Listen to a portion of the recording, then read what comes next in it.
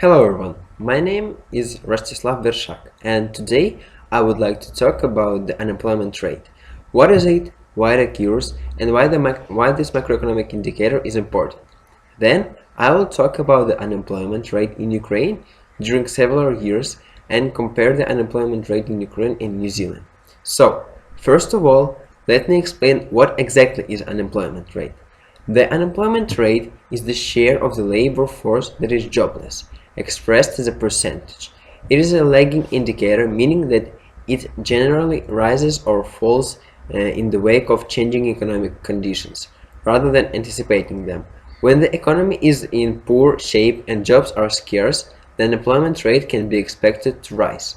When the economy is growing at a healthy rate and jobs are relatively plentiful, it can be expected to fall. So, basically, unemployment rate is a percentage of people who are able to work, who are looking for a job but currently unemployed.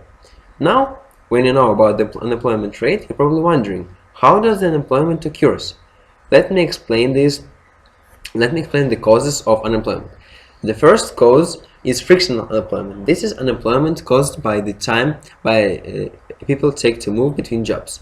Structural unemployment occurs due to a mismatch of skills in the labor market. Technological changes, for example, may cause structural unemployment. The third cause is classical unemployment. It occurs when wages in a competitive labor market are pushed above the equilibrium. Voluntary unemployment occurs when people choose to remain unemployed rather than take jobs available. Cyclical unemployment is a deviation of unemployment from its natural rate. You may think, why should we count the number of unemployed people? Why it's important? Let me tell you about it. So, unemployment rate is a measurement of economic health of a country. For example, high unemployment generally indicates that an economy is underperforming and has a failing gross domestic product. Conversely, low or failing unemployment may reflect an expanding economy. At the same time, unemployment data can also point to changes in certain industries. For example, an increase in construction jobs might signal improving housing starts. Now, let's move on to our charts. Here you can see the unemployment rate in Ukraine from 2002 to 2014. As you can see, it is quite unstable. I would like to concentrate on the unemployment rate from 2013 to 2014. From the chart, we can see that during this period, rates rose drastically. The main cause of it is sure a political instability which arose in Ukraine from the beginning of 2014. On this chart, you can see the comparison of unemployment rates in Ukraine and in New Zealand.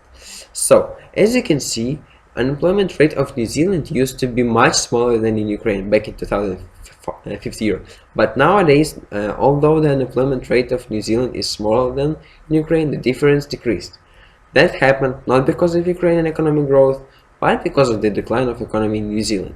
So today we have discussed the unemployment rate and have compared the unemployment rates in Ukraine and in New Zealand. Thank you for your attention. Have a good day.